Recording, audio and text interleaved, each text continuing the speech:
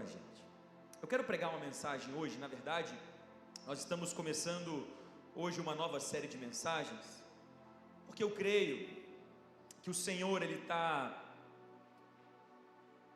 indicando um curso para a nossa igreja. Não é um curso para você fazer, não, é um caminho, é um apontamento de caminho, de despertamento. E eu, orando ao Senhor nesses dias, meditando em cima dos nossos devocionais, e eu sou apaixonado pelas séries de mensagens que surgem dos meus devocionais. Eu sou apaixonado por essas séries de mensagens que surgem desses lugares de intimidade com o Senhor. E eu fui muito impelido por Deus a falar sobre chamado. O tema dessa série, o nome dessa série de mensagens que nós vamos pregar a partir de hoje e aos próximos domingos, chama-se Responsáveis. Fala comigo assim, responsáveis. Não, pode ser como alguém responsável. Fala comigo, vou contar até 3, você vai falar responsáveis. 1, 2, 3 e... Responsáveis. Executando a vontade de um Deus perfeito. Como viver esse chamado e essa vontade de um Deus perfeito, se responsabilizando por aquilo que Deus nos comissionou a fazer. Para isso, eu quero ler com você hoje 1 Samuel capítulo 16, eu falei 17? É 1 Samuel capítulo 16, nós vamos ler alguns versículos do capítulo 16 e depois alguns versículos do capítulo 17. Alguns versículos do capítulo 16 e depois alguns versículos do capítulo 17.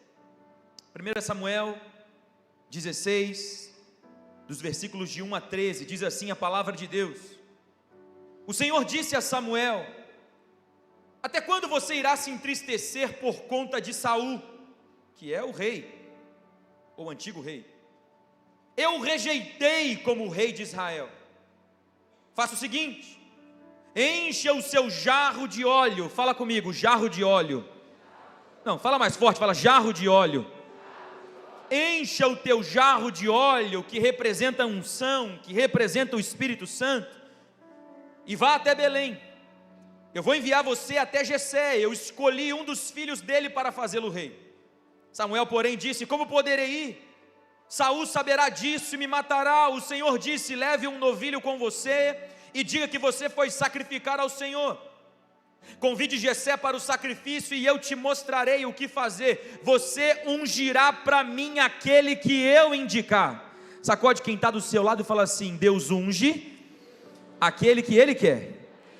E diga para essa pessoa: Ele vai ungir você nessa noite. Samuel fez o que o Senhor disse. Quando chegou a Belém, as autoridades da cidade foram tremendo de medo encontrar-se com ele e perguntaram: Samuel, tu vens em paz? E Samuel respondeu: Sim, eu venho em paz. Eu vim sacrificar e adorar ao Senhor. Consagrem-se e venham ao sacrifício comigo. Então ele consagrou Jessé e os seus filhos e os convidou para o sacrifício. Quando chegaram, Samuel viu Eliabe, filho de Jessé, e pensou: com certeza é este que o Senhor quer ungir. Eliabe era grande e forte. Eliabe fazia crossfit. Estou vendo o pessoal do crossfit aqui da igreja. Eliabe fazia crossfit. Eliabe era malhado, aguentava uns pesos. Com certeza é este que o Senhor quer ungir. E o Senhor, contudo, disse a Samuel: Samuel, aprenda uma coisa: não considere a sua aparência nem a sua altura, pois eu o rejeitei. O Senhor não vê como o homem vê, porque o homem vê a aparência, mas o Senhor vê o coração. Então Jessé mandou chamar Abinadab e o levou a Samuel. E Samuel, porém, disse: o Senhor também não escolheu esse. Em seguida, Jessé levou também Samá a Samuel, mas este disse: tampouco foi esse que o Senhor escolheu. Jessé levou a Samuel 7 dos seus filhos, mas Samuel lhe disse: o Senhor não escolheu nenhum destes. Então perguntou a Jessé: estes são todos os filhos que você tem? Percebe que o Jessé apresentou os 7 que ele achava que era possível. As 7 possibilidades, os 7 que tinha cara de rei, o Jessé apresentou. Então perguntou a Jessé: estes são todos os filhos que você tem? Jessé respondeu: eu ainda tenho caçula, mas é que ele está cuidando de ovelha. está lá no pasto fedendo. E Samuel disse: traga-o aqui, nós não nos assentaremos para comer enquanto ele não chegar. Jessé mandou chamá-lo e ele veio. O rapaz era ruivo, de belos olhos e boa aparência. Então o Senhor disse a Samuel: é este, levante-se e unja-o. E Samuel apanhou o jarro de óleo e ungiu no meio dos seus irmãos. Pegou o mais novo, pegou o improvável e ungiu no meio dos prováveis. E a partir daquele dia, o Espírito do Senhor apoderou-se de Davi. Depois disso, Samuel voltou para Ramá. Agora vá comigo para o capítulo 17, por favor. E você vai ao verso 13. Você vai ao verso 13 do capítulo 17 comigo. Ao verso 12. Davi era filho de Jessé, o efrateu de Belém de Judá. Jessé tinha 8 filhos e já era idoso na época de Saul. Os 3 filhos mais velhos de Jessé tinham ido para a guerra com Saul. Estes eram os nomes dos 3 filhos mais velhos de Jessé: Eliabe, o primogênito, Abinadab, o segundo, e Samá, o terceiro. Davi era o caçula. Os 3 mais velhos seguiram Saul, mas Davi ia ao acampamento de Saul e voltava para apacentar as ovelhas do pai. Ele era o caçula, ele não estava em guerra. Durante 40 dias, o filisteu Golias se aproximava de manhã e de tarde e assumia a sua posição e ameaçava Israel. Nessa ocasião, Jessé disse a Davi, seu filho: Davi, faz o seguinte, pegue um efa, uma porção de grãos torrados, e 10 pães, e leve-os depressa aos seus irmãos no acampamento de guerra. Leve também esses queijos. Davi foi ungido com óleo da unção para ser rei. Qual é a missão que o pai dá para ele? Vai levar pão com queijo para os irmãos. Olha para quem está do seu lado e fala assim: vai levar pão com queijo para alguém? Fala para essa pessoa. O que você espera quando você é ungido rei? Ah, vou sentar num trono. O seu pai parece, fala assim: aqui, de trono o quê?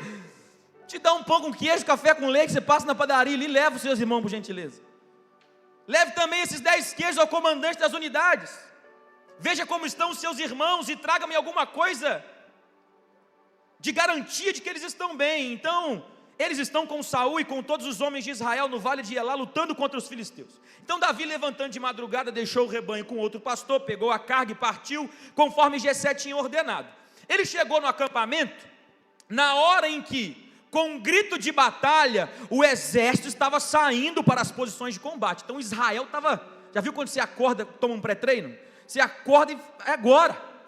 Nós vamos para as posições de combate. Israel e os filisteus estavam se posicionando na linha de batalha frente a frente. Davi deixou tudo o que havia trazido com o responsável pelos suprimentos, correu para a linha de batalha para saber como estavam seus irmãos. Enquanto conversava com eles, Golias, o guerreiro filisteu de Gate, avançou desde a linha de batalha e lançou o desafio habitual. E Davi ouviu. Quando os israelitas viram o homem, todos fugiram cheios de medo. Só para você se situar, Golias era uma espécie de anomalia. Um homem de 3 metros de altura. Hoje tem o pessoal do basquete, está mais ou menos por aí, né? 2 metros alguma coisa. Mas naquela época, 3 metros de altura, grande, forte, equipado, com lança, com armadura. Esse era Golias. E ele lançava um desafio: eu estou desafiando, quem vem contra mim? Os israelitas diziam entre si: vocês viram aquele homem que subiu? Ele veio desafiar Israel. O rei dará grandes riquezas a quem o vencer. Também lhe dará a sua filha em casamento, e isentará de impostos em Israel a família de seu pai. E Davi começou a perguntar aos soldados: o que vai ser feito à pessoa que matar o filisteu? Quem é esse filisteu incircunciso para desafiar os exércitos do Deus vivo? Pensa, um pirralho do menino desse tamanho, perguntando assim: quem esse cara pensa que é? Para desafiar o exército do Deus vivo. E repetiram então a Davi o que haviam comentado e disseram: é isso que será feito ao homem que matá-lo. Quando Eliabe, o irmão mais velho, conhece o irmão mais velho, né, Davi? Quando Eliabe, o irmão mais velho, ouviu Davi falando com os soldados, ficou muito irritado e perguntou: pirralho, por que você veio até aqui? Essa é a minha versão, tá? Com quem deixou aquelas poucas ovelhas no deserto? Eu sei que você é presunçoso e que o seu coração é mau, você só veio para bisbilhotar e para ver a batalha. E Davi respondeu: ô irmão, o que foi que eu fiz? Será que eu não posso nem mesmo conversar com as pessoas? Ele então se virou para o outro e fez a mesma pergunta, e os homens responderam para ele. As palavras de Davi chegaram aos ouvidos de Saul, que o mandou chamar. Davi disse a Saul: ninguém deve ficar com o coração abatido por causa desse filisteu, o teu servo irá e lutará contra ele. Ao Saul respondeu: você não tem condições de lutar contra esse filisteu, você é apenas um rapaz, e ele é um guerreiro desde a juventude. Davi, entretanto, disse a Saul: eu, teu servo, você não me conhece, porque eu apacentava as ovelhas do meu pai lá no pasto, e quando vinha um leão ou um urso, e levava uma ovelha do rebanho, eu saía atrás dele, o feria, e o livrava a ovelha da boca do leão e do urso. Quando ele se levantava contra mim, eu o segurava pela juba. Cadê o juba? Eu o segurava pela juba e dava golpes até matá-lo. O teu servo pode matar um leão e um urso, esse filisteu incircunciso será como um deles, pois desafiou os exércitos do Deus vivo. E Davi concluiu: o Senhor que me livrou das garras do leão e das garras do urso, me livrará das mãos desse filisteu. Diante disso, Saul disse a Davi: vá e que o Senhor esteja com você. Você pode dizer um amém? Feche os seus olhos, coloque a mão sobre o seu coração. Eu quero orar por você. Pai, essa é a tua palavra. Essa palavra não é minha, essa palavra não é nossa, essa palavra é a tua palavra. Eu peço ao teu Espírito Santo, que tenhas liberdade nesse lugar para despertar o nosso coração a um chamado irrevogável. Dá-nos espírito de sabedoria, de discernimento, de compreensão, e que a tua palavra, que nunca volta vazia, cumpra o propósito dela aqui nessa noite. Desperta corações. Essa noite não é uma noite normal, na verdade nenhuma noite na sua presença é noite normal. Nós nos reunimos para adorar ao Senhor e ouvir a tua voz. Nós te adoramos, continuamos te adorando, mas nesse momento nosso coração necessita ouvir a tua voz. Por isso fala conosco nessa noite, nós te suplicamos e te pedimos.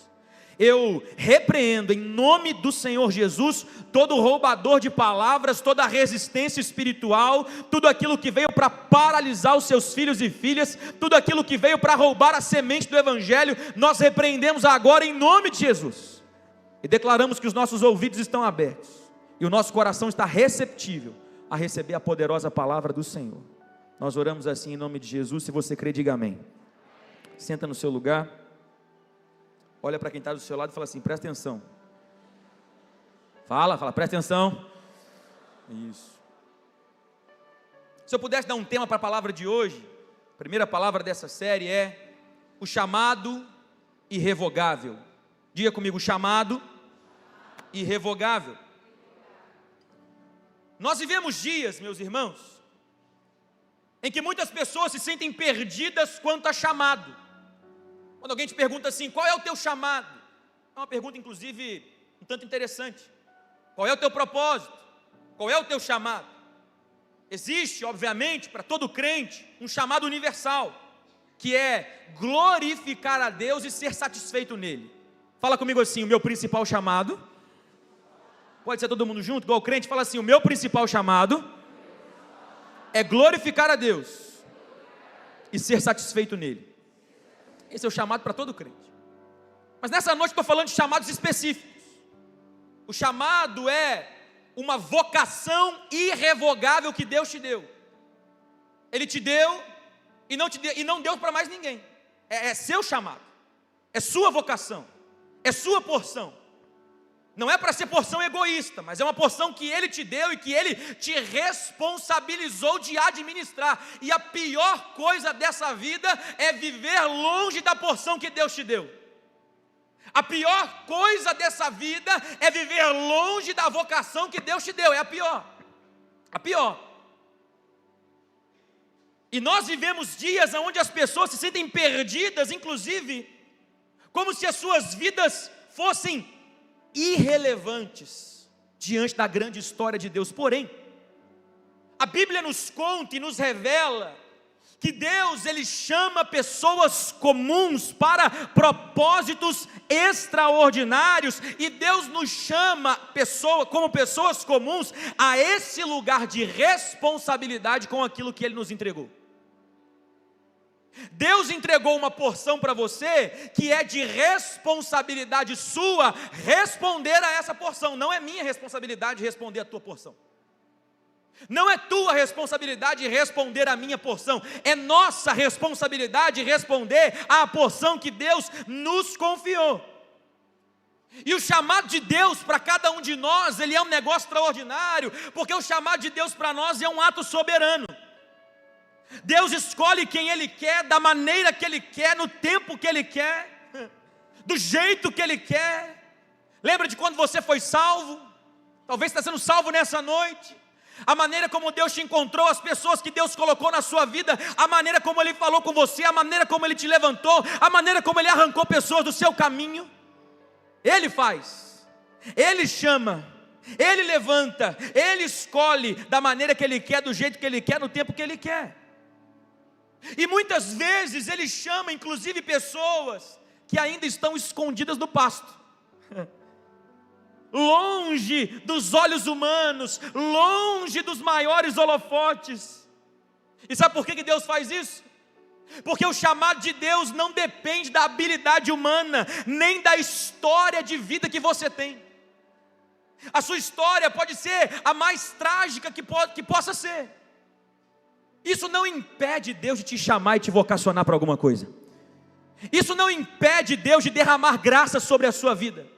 Isso não impede Deus de cumprir os propósitos dele na sua vida. Ah, pastor, você não conhece a minha história, os meus deslizes, o meu passado, aquilo que eu fiz lá atrás. Eu quero te dizer algo: aquilo que você fez não impede Deus daquilo que Ele ainda fará na sua vida. Você pode dizer um amém por isso?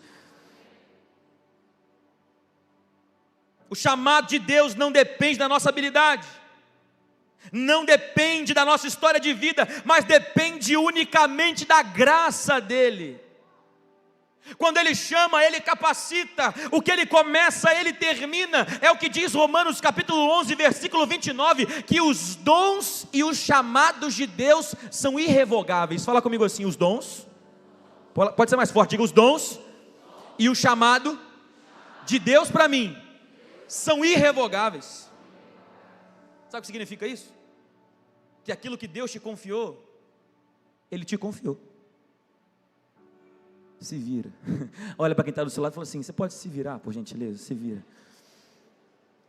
Aquilo que Deus te confiou, Ele te confiou. Os dons e os chamados de Deus, eles são irrevogáveis. E no mundo perdido e vazio, e aqui eu chego no cerne da palavra, é necessário que pessoas respondam ao chamado de Deus. Sabe uma coisa, Gislaine? Está na hora de você responder o chamado de Deus. Está na hora de você começar a responder aquilo que Deus colocou no seu coração. Está na hora de você se despertar e falar assim: Deus, o Senhor me deu essa habilidade, essa vocação, me plantou nesse lugar. O que o Senhor quer de mim nesse lugar? O que é que o Senhor deseja fazer através da minha vida? Eu quero te dizer algo: a igreja, o povo de Deus, é chamado a responder ao chamado de Deus. Eu percebo, meus irmãos, que o diabo, ele tem tentado acovardar e paralisar pessoas. Medo, ansiedade, preocupação, desgaste. O diabo sempre tenta acovardar, mas eu tenho uma boa notícia para te dizer: o chamado é a vocação irrevogável que Deus te deu. Assim como a salvação que Deus te deu é irrevogável, os dons e o chamado que Deus te deu são irrevogáveis também. Cabe a você e a mim viver esse chamado para a glória de Deus. Escute: Deus separou um povo pequeno para manifestar a sua grande glória. A igreja, olha para cá, a igreja, fala comigo assim: a igreja, pode ser mais forte, fala a igreja, isso, somos nós, a igreja. A igreja, meus irmãos, é um povo especial com um chamado específico. O mundo está em crise. As pessoas estão com medo do Golias. Golias está tentando te paralisar, mas Deus está chamando a igreja como chama Davi. A igreja é um povo especial, com um chamamento, com um chamado, com uma responsabilidade específica de responder às dores do mundo, não com espada e com lança, mas com o poder e a autoridade do nome do Senhor, meus irmãos. E é assim desde o princípio. Desde o princípio Deus chamou um povo para si. Ele chamou Abraão, formou Israel, e agora em Cristo Ele reúne a igreja para ser essa nação santa, para ser esse povo exclusivo que responde às exigências de um Deus perfeito. Nós não estamos aqui como igreja, nós não somos um agrupamento de indivíduos aqui, buscando cada um sucesso pessoal. Se você vem na igreja para a gente se tornar um grupo de pessoas a buscar sucesso pessoal, você já faz isso lá na sua empresa, você já faz isso lá na sua faculdade, você está lá trabalhando pelo seu sucesso. A igreja não é um agrupamento de indivíduos buscando sucesso pessoal. A igreja é uma comunidade chamada para refletir a glória de Deus no mundo, respondendo ao chamado que Deus deu. É Pedro que diz isso na sua primeira carta, 1 Pedro capítulo 2, versículo 9, vocês porém são geração eleita. Diga para mim, geração eleita. Sabe o que é geração eleita? É geração que não tem escolha, amado. Não foi você que escolheu Deus, foi Deus que te elegeu. É geração eleita, é geração escolhida, para ser um povo exclusivo, um sacerdócio real. Eu costumo dizer lá no gabinete para as pessoas, que você está estragado, para viver qualquer outro tipo de vida, que não seja uma vida para a glória de Deus, porque Ele te elegeu para Ele. Ele te escolheu para Ele. É por isso que tudo que você tenta fazer fora da vontade de Deus dá errado. Ou dá errado, ou Deus faz dar tudo certo para você perceber que sem Ele nada faz sentido. Quem já percebeu isso? Faz sentido o que eu estou falando? Portanto, Deus levanta pessoas comuns para propósitos extraordinários. Quando eu falo sobre chamado, fala comigo assim, chamado é uma vocação irrevogável que Deus nos concede. Aqui em 1 Samuel 16 nós vemos que Davi era um improvável, mas com um chamado, uma vocação irrevogável que Deus deu. Filho de Jessé, esquecido no pasto, o mais novo, pastor de ovelhas que ninguém considerava digno de uma visita de um profeta, mas quando Samuel chegou na casa do Jessé, todos os irmãos mais velhos são apresentados primeiro, mas Deus diz claramente, o Senhor não vê como o homem vê, porque o homem vê a aparência, o homem vê o histórico, o homem vê o passado, mas Deus está vendo o teu coração hoje, meu irmão. Ah, Deus está vendo o teu coração, porque o que define o nosso chamado não é a nossa aparência, o que define o nosso chamado não é o nosso talento natural, o que define o nosso chamado não é nem mesmo o nosso prestígio social, mas é a escolha soberana de Deus. Pastor, será que Deus me escolheu? O que você acha que está fazendo aqui nessa noite, ouvindo essa palavra? Sacode quem está do seu lado e fala assim, essa palavra é para você, fala para essa pessoa.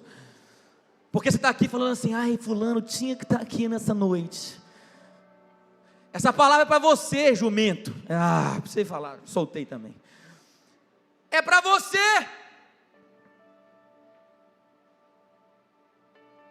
O que define o chamado não é aparência, talento natural, prestígio social, mas a escolha soberana de Deus. E esse é um dos grandes pilares da nossa fé em Cristo.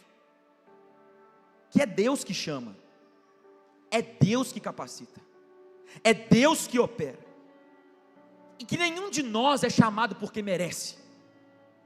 Você não é salvo porque merece, ou você acha que merece ser salvo?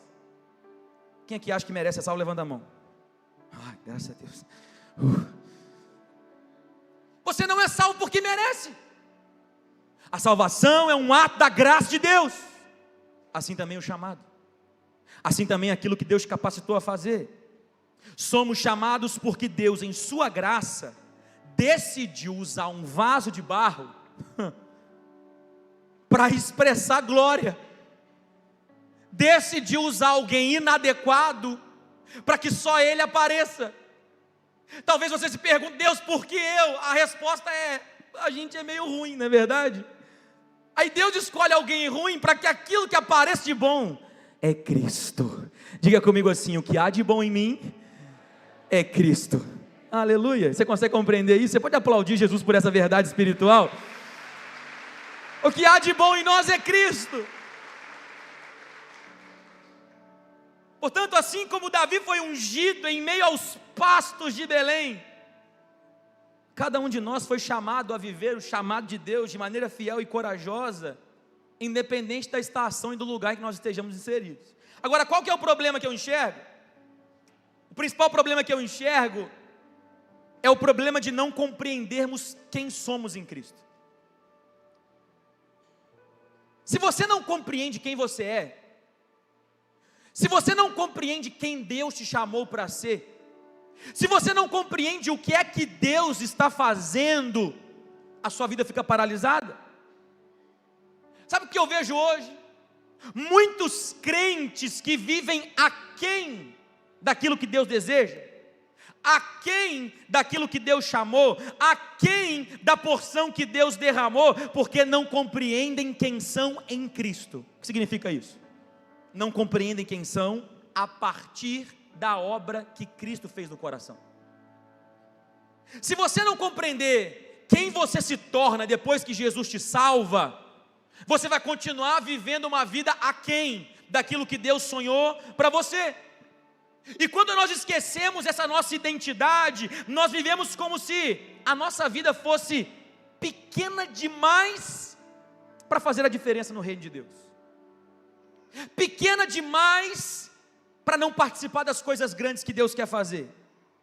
Só que olha o que diz a Bíblia a seu respeito. Fala para a pessoa que está do seu lado, fala assim: esse texto é sobre você. Fala para essa pessoa. Efésios capítulo 1, versículos 4 e 5, o apóstolo Paulo diz: porque Deus nos escolheu nele antes da criação do mundo, para sermos santos e irrepreensíveis em sua presença, em amor nos predestinou, para sermos adotados e chamados de filhos de Deus, por meio de Jesus Cristo. Portanto, vivemos esse paradoxo. Ainda que devemos ter consciência de que somos pecadores e pequenos e falhos e limitados, devemos saber que nós servimos a um Deus grande, tão amoroso, tão perdoador, tão gracioso, que Ele não nos chama de insetos, Ele nos torna filhos. Eu tenho uma boa notícia para te dizer: você é um filho de Deus, você é uma filha de Deus. Se você creu em Cristo, você é filho, você é filha de Deus. Pastor, o que significa isso? Que você não é, meu irmão, minha irmã, uma peça aleatória no tabuleiro do mundo. A sua história não está acontecendo igual aqueles carrinhos que você brincava quando você era criança, que você virava uma chavinha assim, ó, e zum, e soltava ele sozinho, já viu? Essa não é a sua vida. A sua vida não é de alguém que deu corda e soltou você ao léu no mundo, não. Você não é uma peça de tabuleiro aleatória no mundo. Você é alguém escolhido por Deus, adotado por Deus, um representante de Deus na terra, sendo um filho, uma filha de Deus nesse mundo. Ser chamado por Deus é viver essa consciência de que você é um sacerdócio real. Já parou para pensar nessa palavra? O que é sacerdócio real? Sacerdotes eram as pessoas que acessavam a presença de Deus.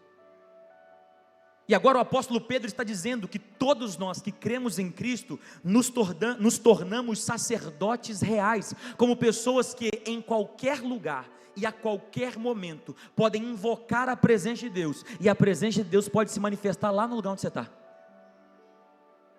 Para aqueles que creem em Cristo, a presença não está confinada nesse ambiente. Para aqueles que creem em Cristo, a presença de Deus não está confinada num prédio desse. Para aqueles que creem em Cristo, aonde você vai, a presença vai, porque você é um sacerdote real de Deus. Está conseguindo compreender? Portanto, Não saber quem nós somos e negligenciar essa identidade é viver abaixo do que fomos criados para ser. É perder de vista que fomos chamados para marcar a história com a presença de Deus, com a verdade do Evangelho. O que você está fazendo lá no seu trabalho que você não está manifestando a presença de Deus? O que é que você está fazendo no seu trabalho que você não está vivendo para a glória de Deus? Para a gente caminhar para o final, eu quero tirar aqui da vida de Davi, do texto que a gente leu, algumas lições de como viver o chamado de Deus. Eu queria que você pegasse seu bloco de notas, seu telefone, por gentileza, ou aonde você quiser anotar. Como viver o chamado de Deus.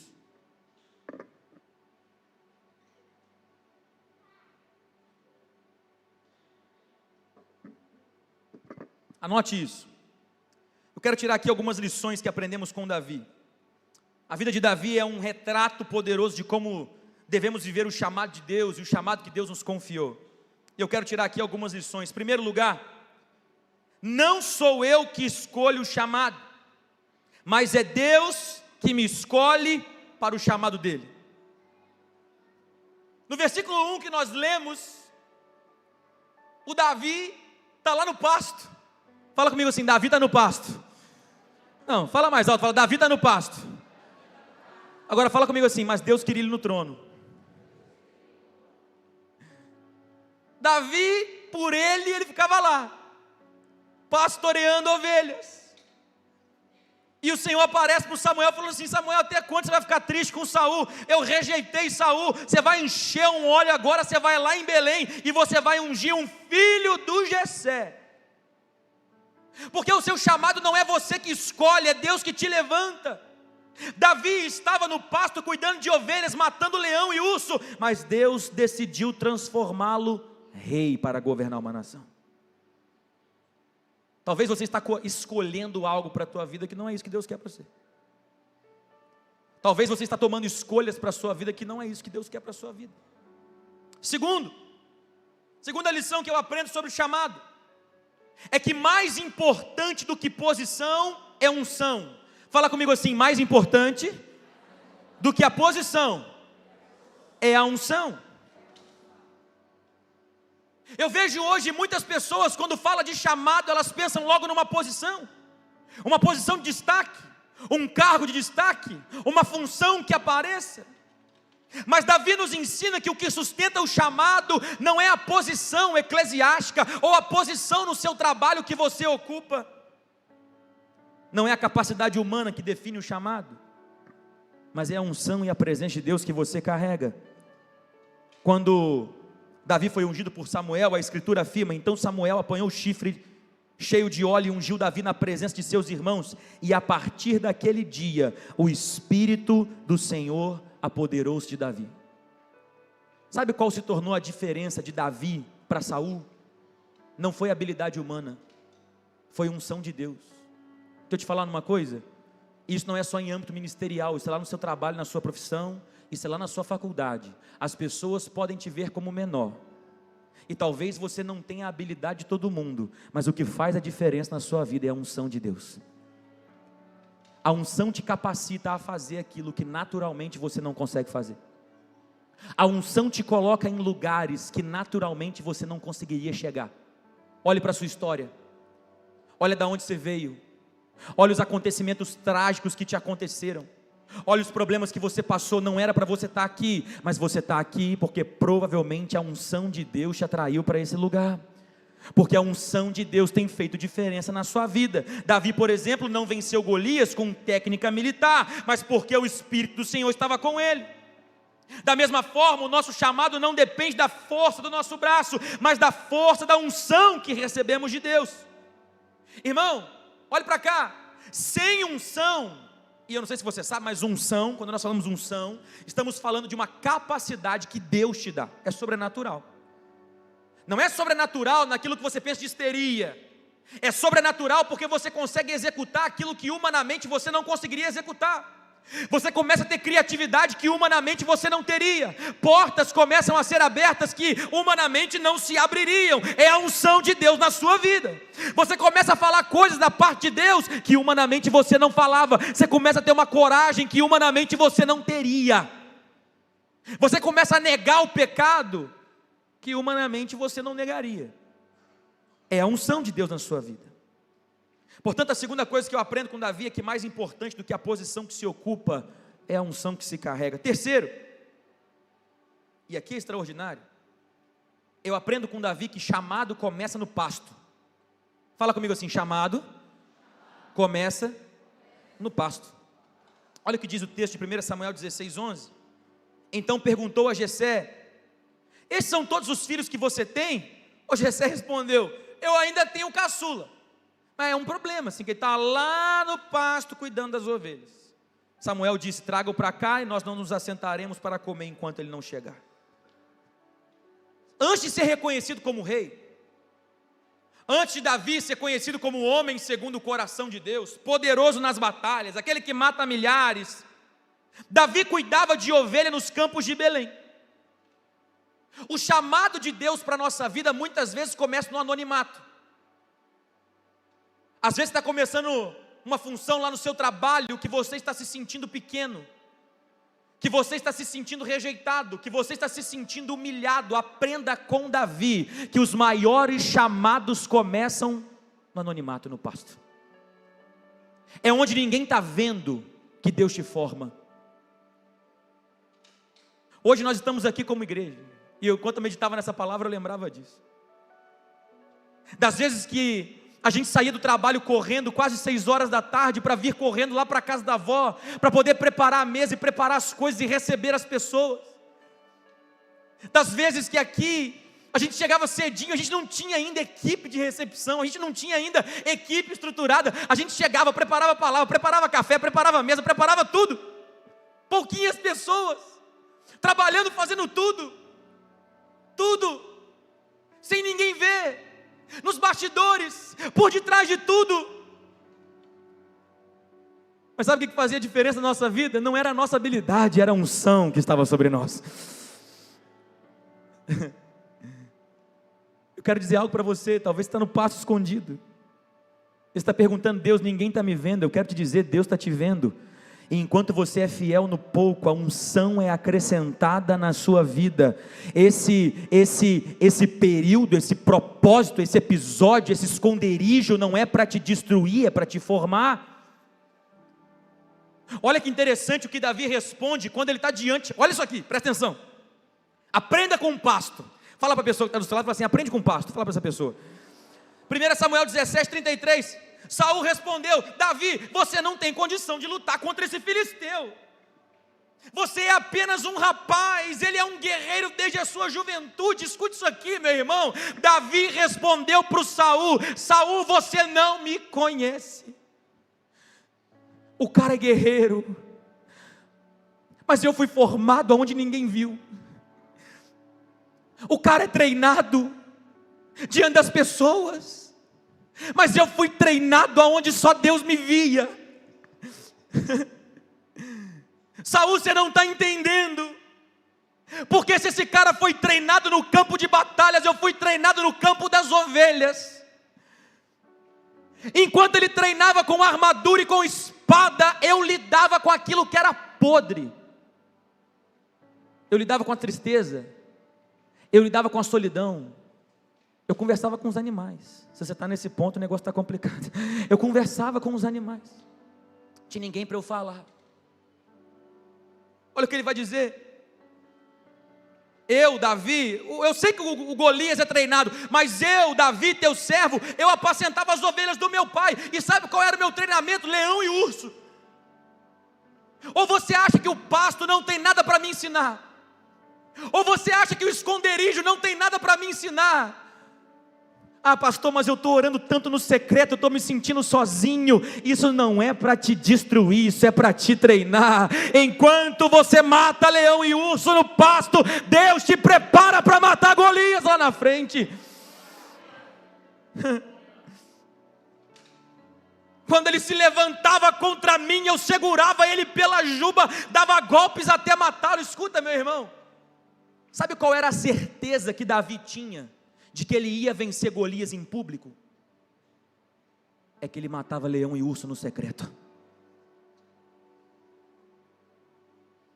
Sabe qual é a certeza que nós temos como liderança dessa igreja, para onde essa igreja vai? É que a gente já fazia as mesmas coisas quando ninguém olhava para a gente. A gente faz a mesma coisa até hoje. A gente ama as pessoas até hoje. A gente chora com as pessoas até hoje.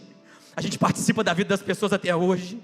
A gente faz café até hoje. A gente prepara a mesa até hoje. A gente chega cedo até hoje. A gente ora de madrugada até hoje. Porque aquilo que a gente fazia no pasto, agora a gente faz em público. Mas a gente continua fazendo a mesma coisa. Porque aquilo que a gente viveu no secreto nos preparou para a gente viver agora e vencer Golias em público.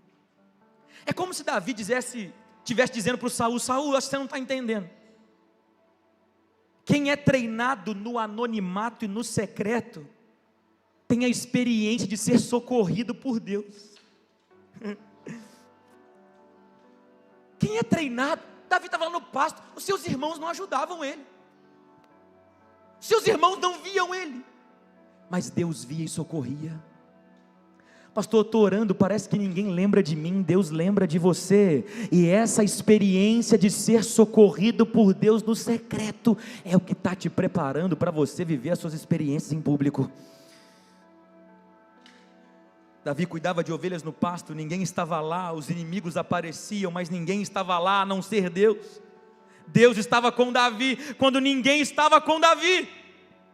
É no pasto que tudo começa. É nos bastidores, é no secreto. Sabe de quem que eu lembro? Eu lembro da gente das nossas equipes. Eu prometo que eu estou terminando. Quem me dá mais 10 minutos? Levanta a mão assim. 10, 20, 30, 40, 50. Amém. 1 hora. Olha só, presta atenção. Eu me lembro das nossas equipes. Você olha assim, essa igreja bonita, tudo organizado. Você precisa ver como é que acontece isso aqui 5 horas da tarde. Tem uma galera que chega aqui cedo. A galera do louvor chega aqui 5 horas. Aí a partir de 5h30 vai chegando, galera da mídia. 6 horas chega todo mundo, tem um pré-culto lá. Eles recebem uma palavra e eles começam a arrumar tudo, passa pano em tudo, faz um café. A galera da recepção, da mídia, da cozinha, do louvor, do backstage, do kids, do estacionamento. Vocês não veem, mas eles estão lá.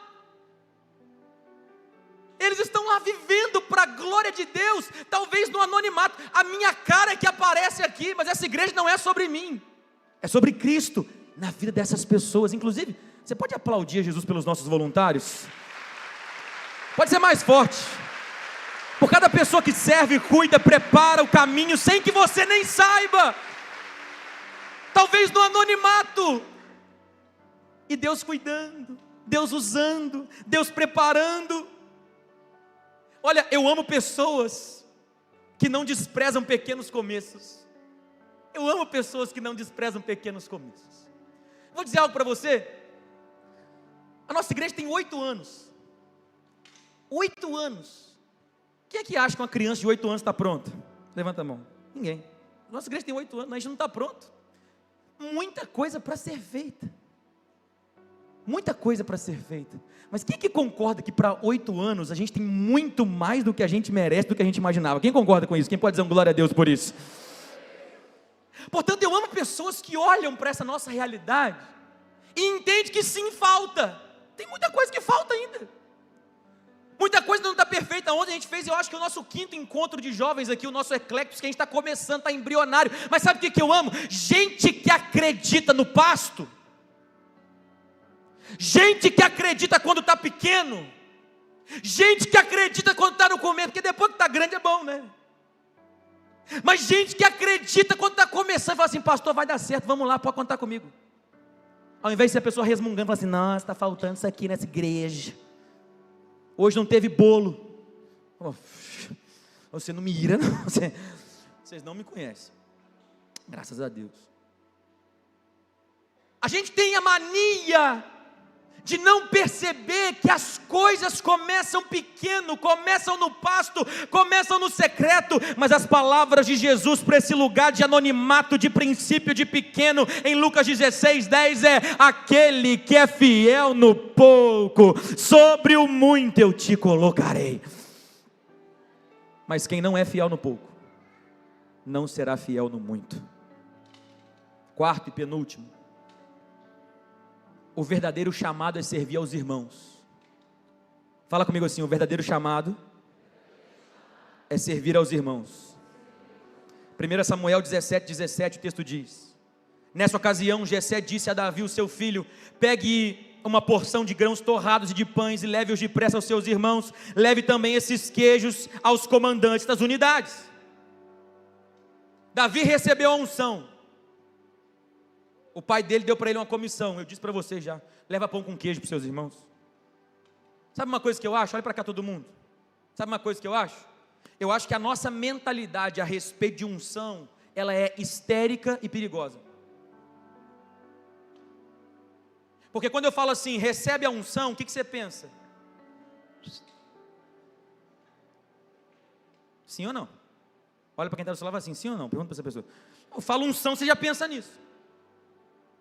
Mas biblicamente falando, unção é uma capacidade sobrenatural que você recebe do alto, de Deus, para a sua vida, para você poder servir aos seus irmãos.